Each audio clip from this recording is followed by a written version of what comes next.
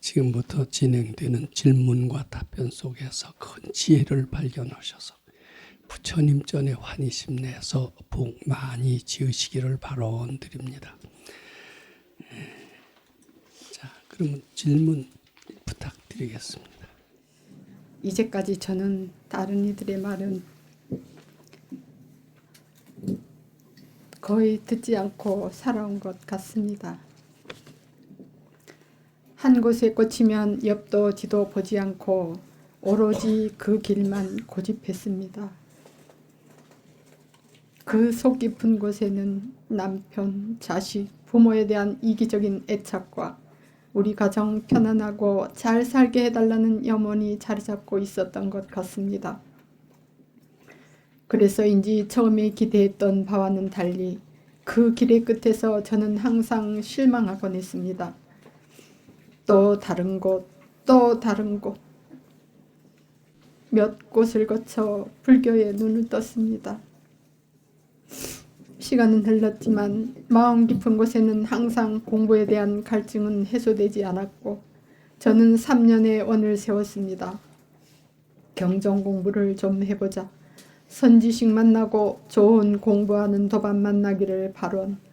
몇 개월이 지나지 않아 10월의 어느 날 불교 TV에서 법사님의 법문을 들은 저는 마음에 확 다가오는 무엇을 느꼈습니다. 마음 같아서는 당장 원당 법당에 가보고 싶었지만 지금 다니는 절이 마음에 걸려서 그럴 수가 없었습니다.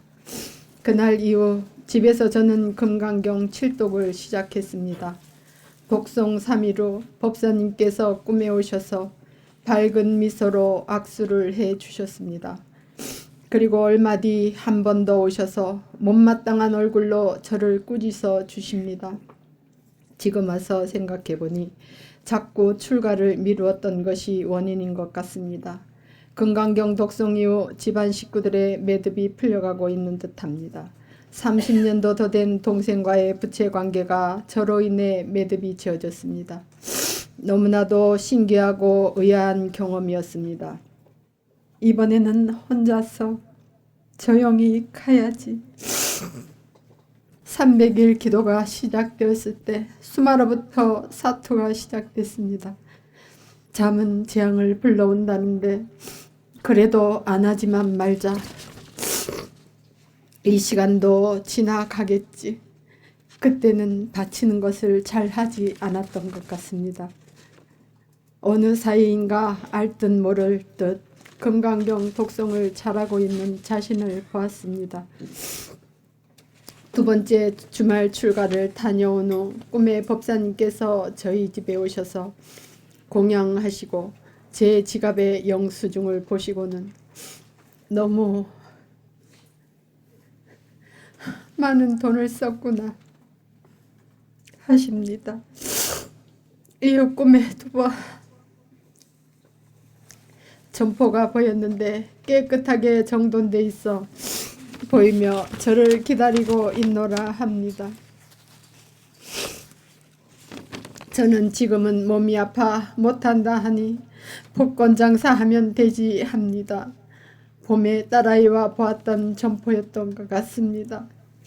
저는 이 꿈들의 의미를 모든 게 제 마음이었다는 것을 알 것 같습니다.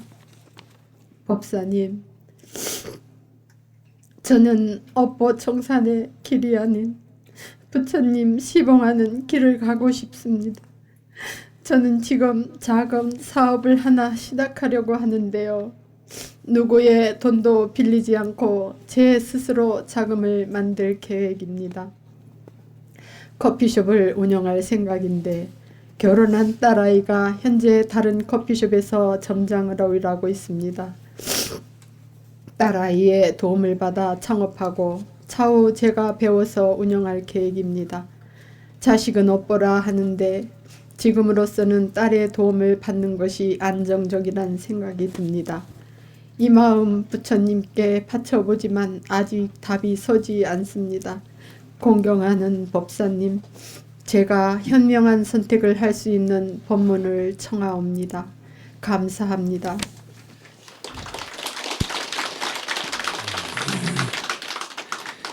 예, 그 말씀 잘 들었습니다. 저도 미리 그 유인물을 받았기 때문에 제가 받은 유인물을 가지고 몇 가지 좀 질문도 드려볼 생각입니다.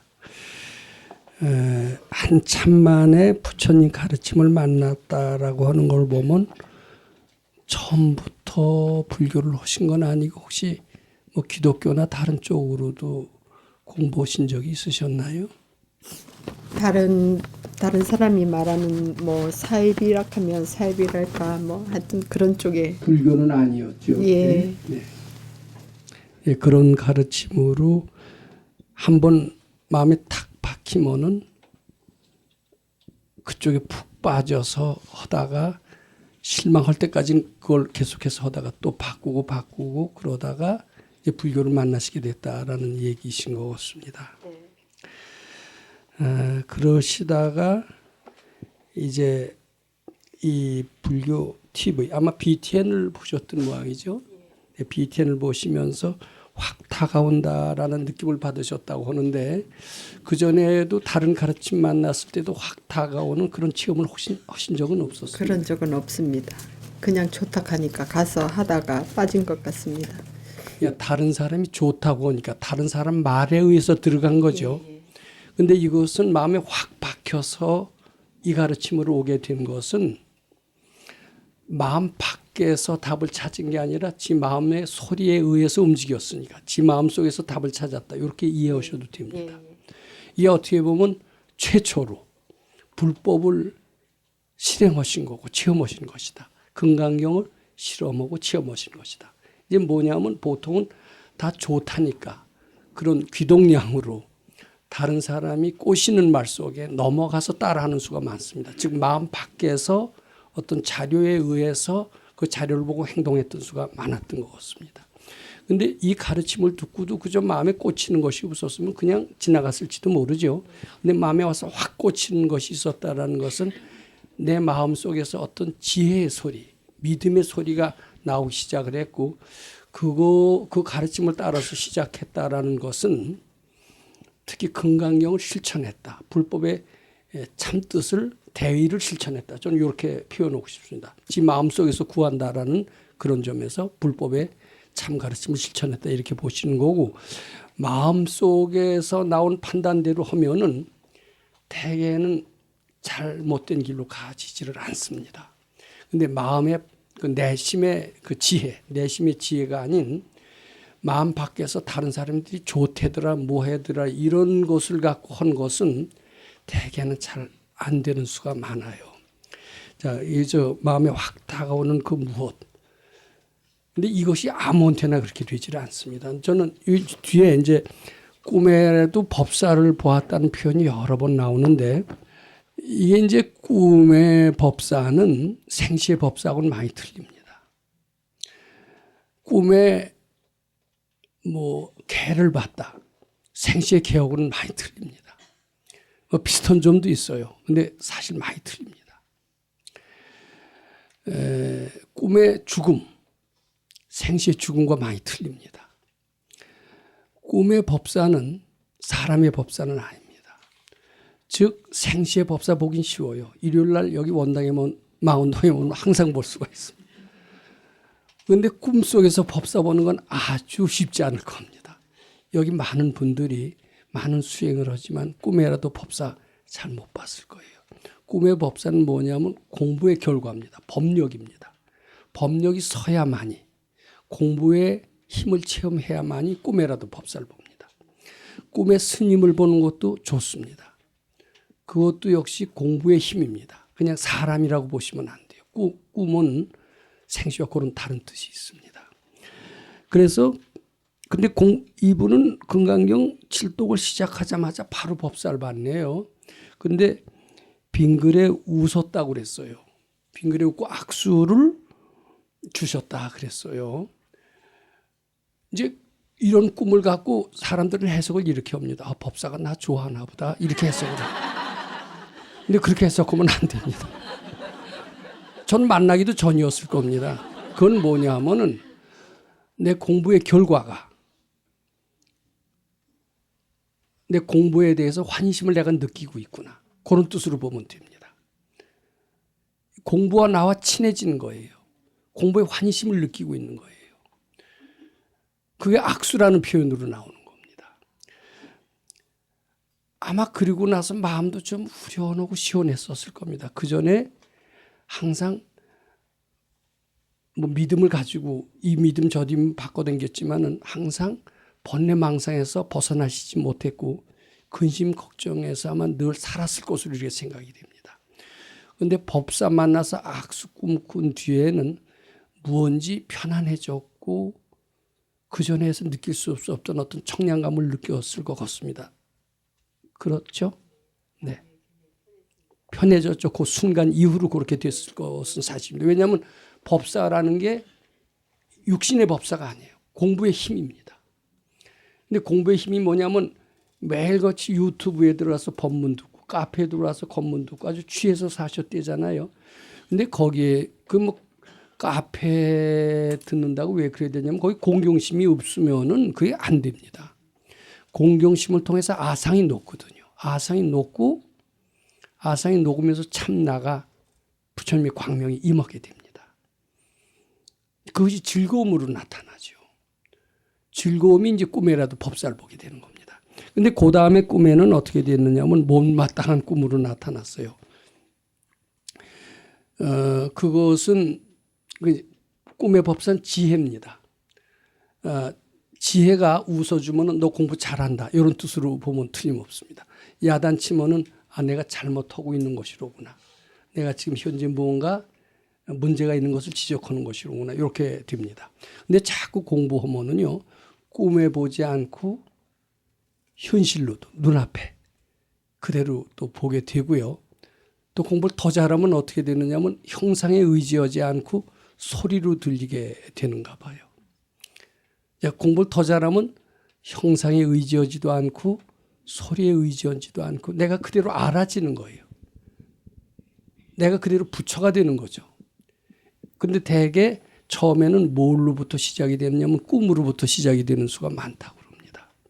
근데 이분은 하신 지 얼마 안 돼서 이렇게 바로 하시는 걸 보면 여러 생 이 금강경 같은 공부를 즉 아상을 소멸하는 공부를 해오셨고 시작하신 지 얼마 안 되자마자 그런 그 체험을 하시게 되지 않았나 이렇게 생각이 듭니다. 근데 어째서 이 법문에 그렇게 아주 푹 빠지셨어요? 이 법문의 어떤 점이 그렇게 매력적이라고 느끼셨습니까?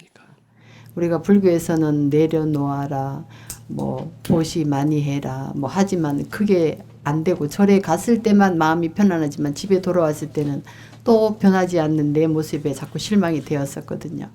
근데 바쳐라, 부처님으로 내 생각을 바꿔라 하는데 거기에 제가 이상하게 마음이 많이 갔습니다. 그게 이제 신심에 싹이 트시게 되는 겁니다. 그리고 이제 자꾸 듣는 것은 공경심이 없으면 못 듣거든요. 이제 공경심이라는 것은 뭐냐면 아상을 소멸하는 효과가 됩니다. 아상이 소멸하면서 즐거운 마음, 환희심으로 이어지죠.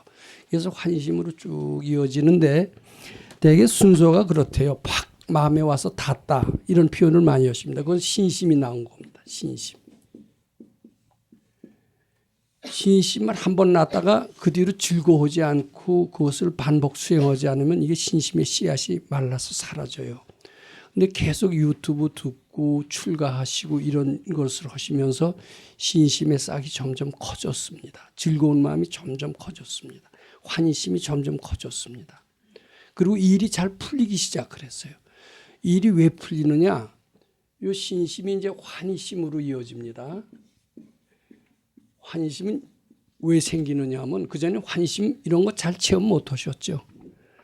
좀 반대로 외래 우울증 같은 것은 없으셨는지. 그냥 하락하니까 했습니다. 그렇게 즐거운 삶을 살지 못하셨죠. 예. 근데 이게 이제 부처님 공경한 마음으로 부처님을 향하다 보면 아상이 죽어요. 아상이 죽은 자리에 본래 불성이 드러나거든요. 그것을 우리 선생님께서는 부처님 광명이 임하셨다고 얘기를 합니다. 본래 불성이 드러나면서 부처님 마음, 순간적으로 부처님 마음, 즉 환희심이 나오는 겁니다. 이 부처님 광명이 재앙을 소멸하게 하고 소원을 성취하게 합니다. 근데 여기 보시면은 중간에 뭐 동생이라고 그랬습니까? 30년 더 된 동생과의 부채 관계가 확 풀렸어요. 공부하신 지 얼마 되지도 않는데 확 풀렸는데 그 전에 그런 체험 비슷한 거 하신 적이 없습니다. 이거 기적 같은 느낌 들어요, 안 들어요? 예, 저는 깜짝 놀랐습니다. 근데 이 기적이 이걸 기적이라고 보시면 안 됩니다. 기적이라고 보면 왜 안 되느냐 하면은 기적이라고 볼 수도 있죠. 근데 기적이라고 이름을 짓게 되면 공부의 발전이 늦어요. 뭐라고 이름 지어야 되냐면 당연한 거다 이렇게 돼야 됩니다. 나는 전지전능하고 요 정도는 약과야. 이거보다 몇 배 더 되는 위대한 기적도 나는 창조할 수가 있어. 이렇게 자신감을 갖고 가면은 점점 더 되는데 대개 그런 기적을 체험 못하다가 30년 더 된 난제가 싹 풀리면은 어떻게 돼요? 뭐 정신 나간 것처럼 하면서 기적이라고 그러죠. 이제 기적이라고 이름 짓는 순간 발전은 더디다 이렇게 봐야 됩니다. 당연히 올 것이 온 것이다. 자연스럽게 받아들여야 되고 놀라지도 말아야 됩니다. 근데 이제 이렇게 되면서 환심이 이어지면서 이제 발심이 됩니다. 이제 나는 지금까지 누구의 어머니고 누구의 아내고 가정의 일원이었는데 이제 신심이 꽂히니까 그리고 무슨 생각이 있는지 바치니까 나는 부처님 시봉하는 사람으로 탈바꿈해야 되겠다. 나는 가족의 일원이 아니다. 가족에서 벗어나서 불제자로 거듭 태어나는 것. 이런 것을 발심이라고 하는 것 같습니다. 발심을 하게 되면은 그 전까지는 먹을 건 먹고 잘 건 자고 이렇게 하면서는 불교를 했는데 발심을 하게 되면은 본격적으로 불제자가 되기 위해서 잠까지도 해탈해야 되겠다. 뭐 이런 생각을 내신 것 같아요. 근데 이런 말이 있어요. 서양에도 우리가 한 계단 올라가려면 어때요? 아랫발을 아랫 계단에서 뛰어야죠. 뛰지 않으면 못 올라갑니다.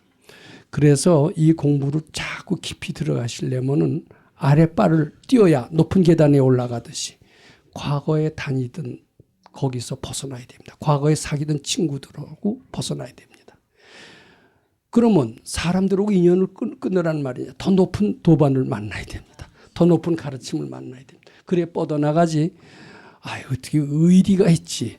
과거의 것을 어떻게 버려 하다 보면은 발전이 없어요.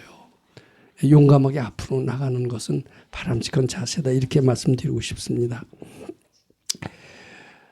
자, 근데 이제 법사를 자주 보시네요. 돈을 많이 썼구나 그랬어요. 요새도 가끔 꿉니까? 꿈을? 전번 주 주말 출가 후에 이 마지막에 꿈은 전번 주말 출가 후에 꾼 겁니다. 돈을 많이 쓰셨어요. 이게 낭비, 이게 지혜 소리입니다. 이 절약해서 잘 써라. 근데 그게 이제 아마 처음에 법사 모습으로 나타나는데 이제 나중에 느낌으로 내가 지금 너무 낭비벽에 젖어 있는 게 아닌가 이런 그 지혜의 소리로 나오는 수가 많습니다. 이제 업보해탈은 뭐 이제 다 됐다. 나는 적극적으로 불제자로 다시 태어나고 싶다. 아마 제가 속마음은 모르지만 이제 돈도 많이 벌어서 부처님 시봉하고 싶다. 이런 생각이 드셨던 것 같아요. 그래서 뭐 지금까지는 뭐 바깥 어른의 도움으로 이렇게 사셨는지 모르지만 내가 돈 벌어서 내가 돈을 만들어서 부처님 시봉을 본격적으로 해야 되겠다. 뭐 이런 생각이 드시고 그렇죠? 제가 예, 맞습니다. 그런데 그 찻집을 하나 만드시겠다는 생각을 하셨던 것 같아요. 근데 찻집을 보면 우리 조그마한 것처럼 생각하는데 저도 대구에 한두 번 가봤더니 대구에는요 주차할 때가 힘들 정도의 찻집들 꽤 있던데요. 맞아요? 제가 점포 받는 건 주차는 참 잘 돼 있습니다. 예, 아니 대구 찻집은 상당히 잘 되는 데가 꽤 있는 것 같은데 지금 찻집을 하신다고 그러면 조그만 찻집을 연상하시지 마시기 바랍니다. 아마 큰 찻집이고 그게 뭐냐면 왜 그런 생각을 하냐면 꿈에 어떤 점포를 또 봤다고 그러지 않아요? 그런 인연이 있는 건데 이분은 지혜가 있어서 아마 사업하시면 잘 될 것 같아요. 그런 느낌이 많이 듭니다. 단지 나 잘 먹고 잘 살기 위해서 하지 말고 부처님 시봉하기 위해서 한다면은 되게끔 돼 있습니다. 지금까지 공부하시는 걸 봐서 잘 되시는데 이제 문제는 뭐냐면 딸하고 도움을 받겠다라는 생각입니다. 근데 도움을 받고 받고 여기까지는 좋지만은 이제 도움 받다 보면 야 동업하자 이렇게 됩니다.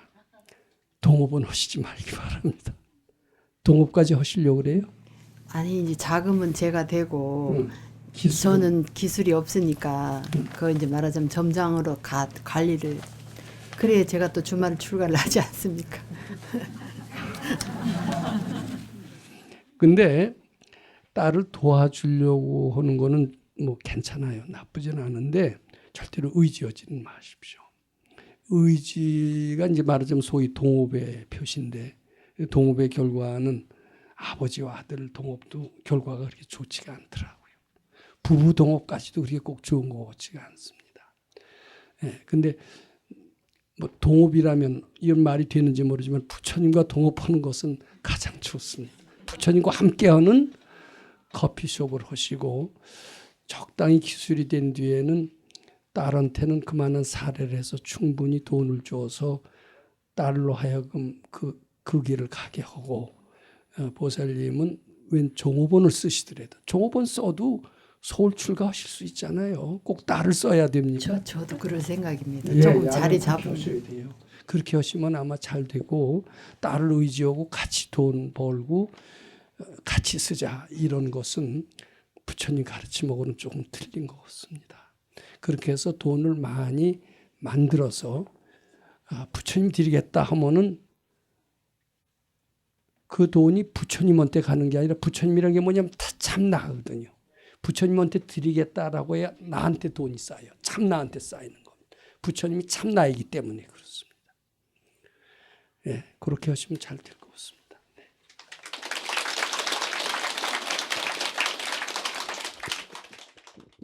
저는 평소에 불교는 자기 자신을 스스로 닦는 종교라 생각했었기에 좀 깊게 알고 싶어 중학교 때부터 믿었던 천주교에서 개종하여 부처님 품으로 들어왔습니다. 저는 어디에도 얽매이는 것이 싫어서 혼자 조용히 절에 가 기도하고 봉사를 했습니다. 고즈넉한 절 분위기도 좋았고 기와며 돌담들이 저를 이끌어 발길을 머물게 해 주었습니다. 항상 버리고 떠나기 책을 가까이 하면서 버리고 비우고 놓아버리고를 마음에 품고 살았지만 시시때때로 올라오는 분심과 번뇌는 가시질 않았고 무엇이 이 삶에서 부딪히게 하고 갈등하게 하는가 나라는 존재에 대해 생각하며 살았습니다. 이제 와서 생각하니 모든 것이 부처님께 바치는 기도를 몰라 그냥 나 잘되고 주위도 잘되게 해달라는 기복불교를 믿었기 때문인 것 같았습니다. 그렇게 불교를 접하며 살던 차에 남편이 4년 전 갑자기 심장마비로 세상을 떠났습니다. 그때의 허탈함을 잊을 수가 없습니다. 내가 좋아서 소유했던 책들도 모두 버렸으며 이 세상엔 아무것도 나를 위로해 주는 건 없구나 싶은 생각에 허무와 덧없음의 나락으로 떨어져 헤매다 보니 불면적으로 꼬박 밤을 새우기도 하고 몸무게도 많이 줄었고 삶은 계속해서 피폐해져 갔습니다. 그리고 1년 전쯤에 김원수 법사님의 건강경 법문을 BTN을 통해 보게 되었습니다. 법사님의 법문에 기가 번쩍 떠있는 것 같았고 왠지 모르게 따뜻함이 느껴졌습니다. 그동안 기복의 마음으로 기도하는 것에서 벗어나 마음에서 올라오는 모든 번뇌를 부처님께 바치는 공부를 시작했습니다. 아상이 없는 맑고 깨끗한 마음이 되면 내가 없어진 자리에 84,000 법문이 다 하나로 깨어진다는 그것이 곧 부처님의 마음이라는 법사님의 법문이 마음에 와 닿았습니다. 마음자리를 찾아 헤매던 제가 이렇게 쉽게 마음 바치는 법을 만나게 되어 모든 걸 바치면서 살아갈 수 있게 돼 너무나 감사하고 기쁩니다. 9월 20일 설레이는 마음으로 첫 주말 출가를 하였습니다. 2주, 3주 주말 출가할 때마다 마음이 너무 편안하고 머리가 너무 맑아짐을 느꼈습니다. 주말 출가 4주 때에는 마음에 너무나 쉽게 공부하고 있는 건 아닐까? 다만 암송기도만으로도 부처님 잘 받드는 것이 될까? 라는 생각이 들기도 했습니다. 5주 6주째에서 차츰 도반들과 친숙하며 참 부드러워졌습니다. 오늘이 7주째인데 마음이 성숙해지면서 모든 이들이 마음 공부에 더 매진하여 부처님 시봉사를 하고 삶의 하모니심을 항상 마음속에 머물고 살 수 있기를 바라봅니다. 큰 걱정 없이 무난하게 지내고 있던 요즘 욕심 없이 살고 있는 지금이 행복이라 생각합니다. 큰아들은 어머니 기도 덕분에 요즘 불경기에도 하는 일이 순조롭게 잘 되어가고 있다고 일이 넘쳐 주위에 나눠주기도 한다고 합니다. 저는 아들에게 그래 다 부처님 덕이다. 너도 틈틈이 바쁜 중에 미륵전 유래부를 입으로 마음으로 암송하라고 일러줍니다. 그리고 건강경 공부에도 입문하라고. 저도 4년 전 남편을 보내고 얻은 불면증에 시달리면서 벗어날 수 있게 되었습니다. 이 감사함을 부처님께 바칩니다. 억무소주 이생기심, 모든 것에 집착하지 말아야 한다는 뜻을 깊이 새기면서 열심히 살겠습니다. 더욱 겸손하고 낮추는 자세로 부처님 시봉 잘해 복 많이 짓게 되길, 보시도 많이 하게 되길 바라면서 부족한 제 얘기를 마치겠습니다. 감사합니다. 부처님 법사님.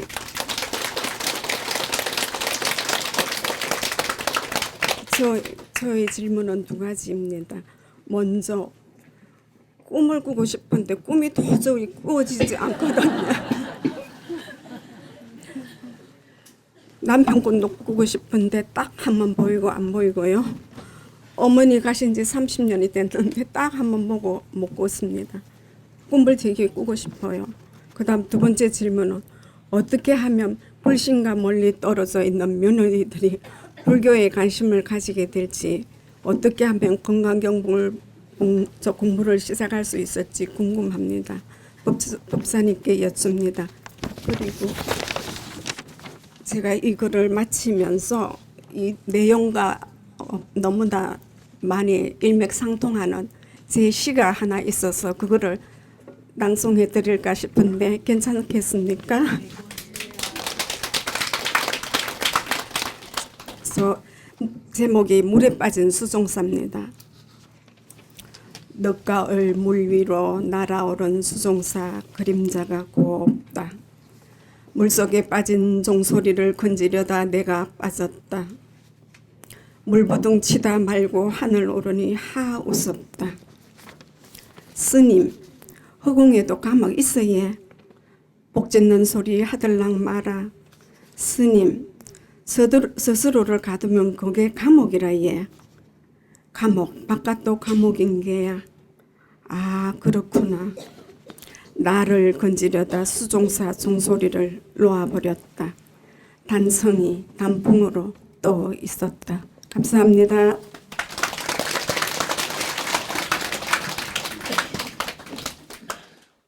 시상이라고 하는 것은 분별이 사라졌을 때, 마음이 가라앉았을 때 나타날 수 있는 그런 현상이라고 생각합니다.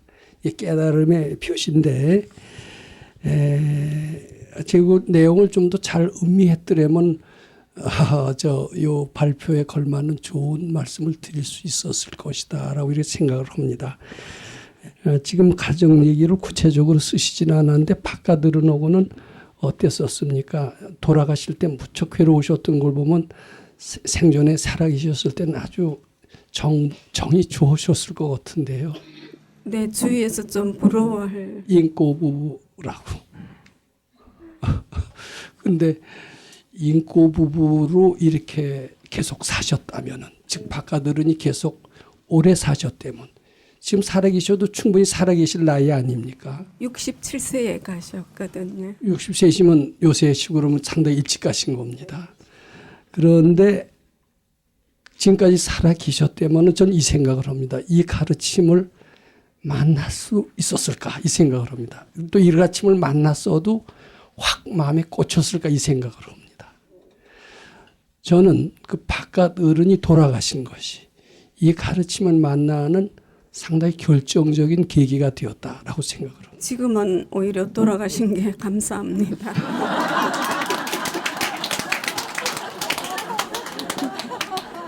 마음대로 왔다 갔다 할 수 있고.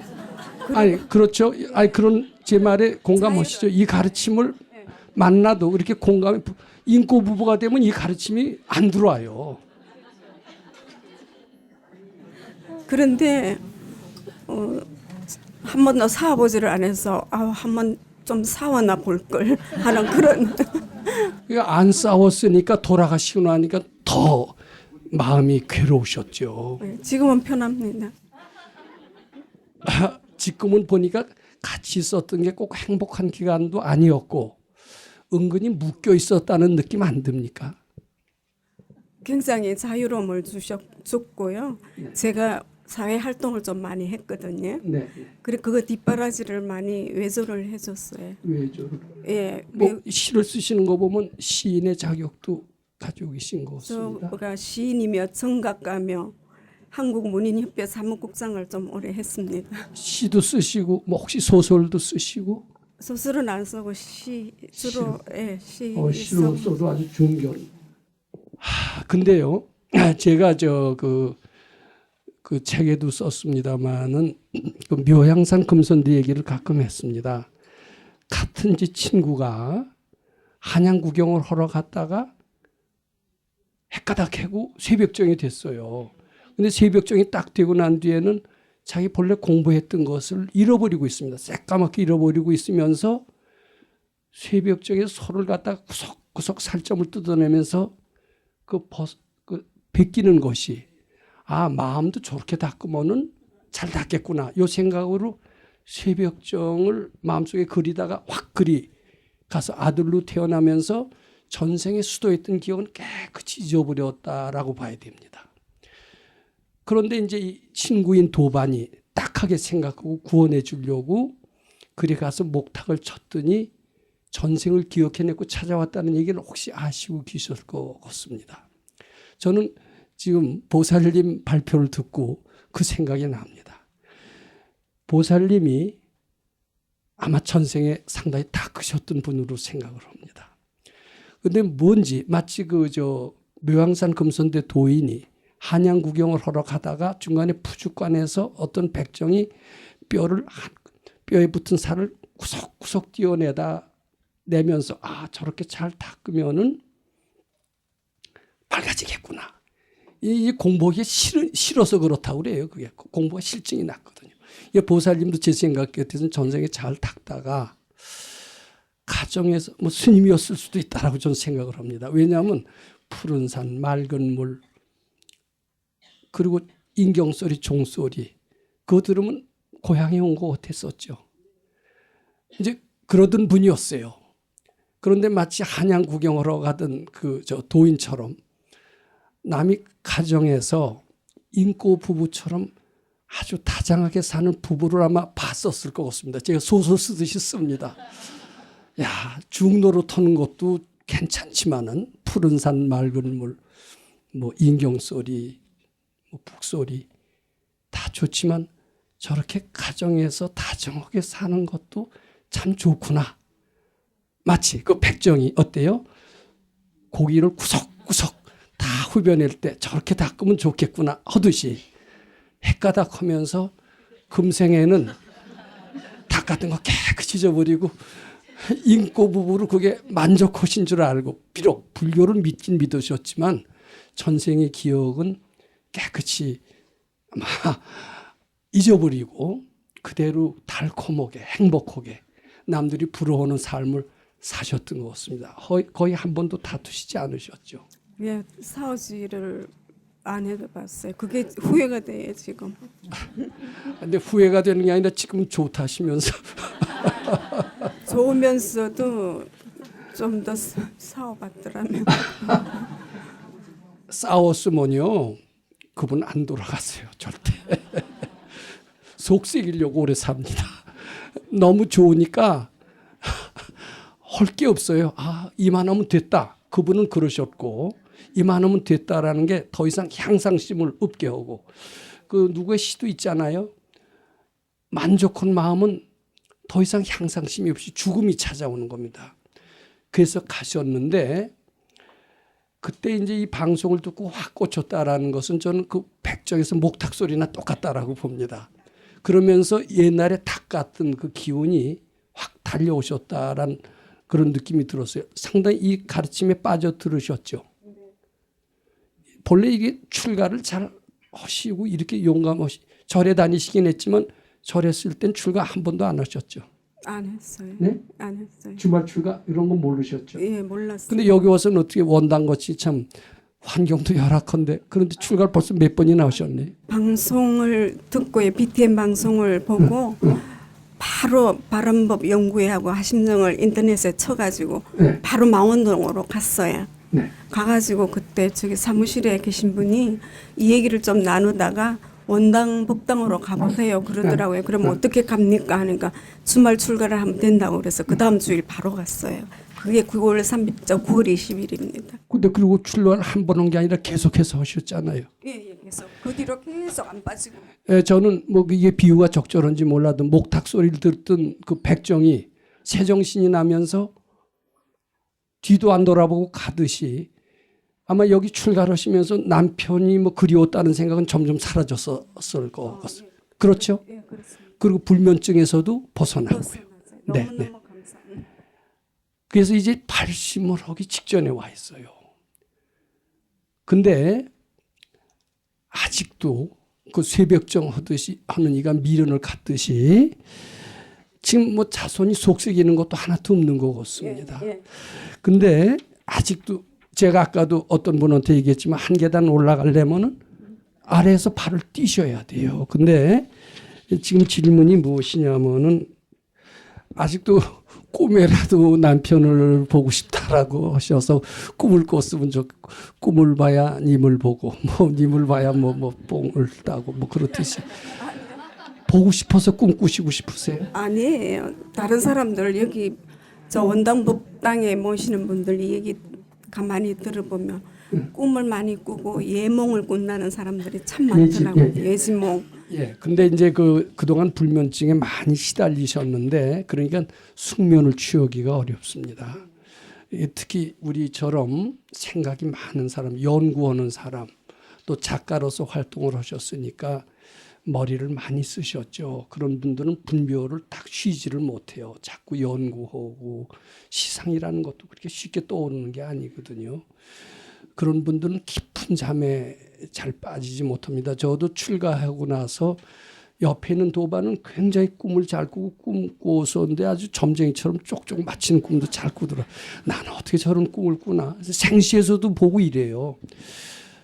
근데 그게 이제 점점 이제 불면증이 사라지고 숙면이 취해지시면요. 이제 현재 의식이 사라지니까 잠재 의식의 지혜가 떠오르기 시작합니다. 아마 조금 더 하시면 꿈들이 꾸어지실 거예요. 예, 그러니까 너무 꿈꾸어야 되겠다라는 생각은 자꾸 바치시는 게 좋습니다. 그리고 꿈꾸어봐야 별것도 없어요. 예, 그리고 미래를 알아봐야 별것도 없어요. 그렇다고 미래 안다고 해서 우리 운명을 벗어나는 게 아니거든요. 운명을 벗어나야 정말 대단한 거지. 꿈꾼 것은 미래를 아는 꿈은 꿀 수가 있습니다. 미래를 알아도 그것을 벗어나는 방법까지 알지는 못합니다. 그러니까 꿈꿔서 미래를 혼이 안 들 운명을 벗어나지 못한다면 그 꿈은 큰 의미가 없기 때문에 지금 꿈을 꿔서 알아보려고 하시는 것은 전 바람직하지 않다라고 봅니다. 저는 잘 아는 사람을 봤어요. 쪽쪽 알아요. 근데 하도 잘하니까 알고 싶지도 않아요. 알아봐야 뭐 변화가 없어요. 절대 꿈을 집착하시지 마시기 바랍니다. 그리고 두 번째는요. 무엇이냐면은 며느리를 어떻게 불교에 관심을 가지게 하는 것이 이제 질문인데 며느리가 지금 무슨 종교를 다른 종교를 믿습니까? 아무데도 안 나가고 안 믿고 있습니다. 근데 이제 이 권하기보다도 며느리나 이런 수가 있어요. 그 아들이 이제 우리 같은 어머니가 이제 불교에 아주 심취를 하고 좋은 체험을 하셨을 때는 이 좋은 가르침을 가족들한테 먼저 포기하고 싶은 것은 아주 인지상정입니다. 근데 포교하는 마음을 잘 한번 들여다볼 필요가 있습니다. 거기에 혹시 이기심이 없는가? 정말 상대가 진정으로 잘 되기만 바라는 것일까? 진정으로 잘 되기만 바라는 것이 내 진심이라면은 꼭 불교 믿으라고 하지 말고 마음속으로 부처님께 신심발심해서 복 많이 지길 바라놓고 자꾸 기도를 해주십니다. 기도를 해서 저절로 근데 그게 순수하게 정말 너 잘 되기 위해서 하는 것이지 어떻게 내 테두리 속에서 같이 살자라는 뜻은 아니다. 전혀 아닙니다. 네네. 아니 그렇게 하시면 그 뜻은 이루어집니다. 순수하게 위하는 마음으로 하신다면 이기적이 아닌 그렇게 해서 저 며느리가 신심발심해서 복 많이 지킬 바라놓으신다라면 지치지 말고 근데 그 사람을 그렇게 변화시킨다라는 것은 짧은 신뢰 쉽지가 않기 때문에 좀 끈질긴 인내심을 가지고 포기하시지는 말고 정성껏 기도해 주신다면은 그리고 기다리시지 않을수록 기다리는 마음이 완전히 없어질 때래야 더 빨리 발심하게 되지 않을까 이런 생각은 합니다. 네, 기도 열심히 하고 기다리겠습니다. 근데 이제 한 가지 제가 주문을 하는 것을 보면은 주문 드리고 싶은 것은 목탁 소리를 들었어요. 근데 그 새벽적은 어떻습니까? 완전히 뒤도 안 돌아보고 어때요? 묘양산으로 다시 가서 공부에 매진했습니다. 제가 좀 잔인한 말씀 드리는 것 같지만은 용감하게 전 내 아들도 아니다. 내 며느리도 아니다. 인연이 있어서 왔을 뿐이다. 생각이 나면 기도해 줄 뿐이지 나의 본연의 임무는 저희들한테 어머니나 시어머니가 되기보다도 불제자가 되는 길이 내가 가야 할 길이다. 그리고 딱 교리를 가지신다라면 의외로 보살님들의 앞길도 더 탄탄대로가 될 거고 좌우면 안 하게 됩니다. 그리고 그런 결의는 아들이나 며느리로 하여금 더 신심발심하는데 큰 도움이 될 것 같습니다. 목탁 소리를 들으셨으니까 묘향산 도인처럼 좌고 우면하지 말고 앞으로 용감하게 가시기 바랍니다. 어때요? 그 말 괜찮잖아요. 아직도 거기 조금 며느리한테 미련 붙으신 걸 제가 느끼거든요. 아닌 것 같아요. 요즘 제가 깊이 생각하는 거는 네. 다른 거 아무것도 안 하고 앞으로 제가 나아갈 길, 제 앞길을 닦는 거, 네. 예, 그게 모든 것을 네. 마음을 아니요. 둘 생각을. 그게 전생에 하시던 그 길을 찾는 거고 인간의 본연의 길을 잘 가는 것이다 이렇게 생각합니다. 예. 감사합니다.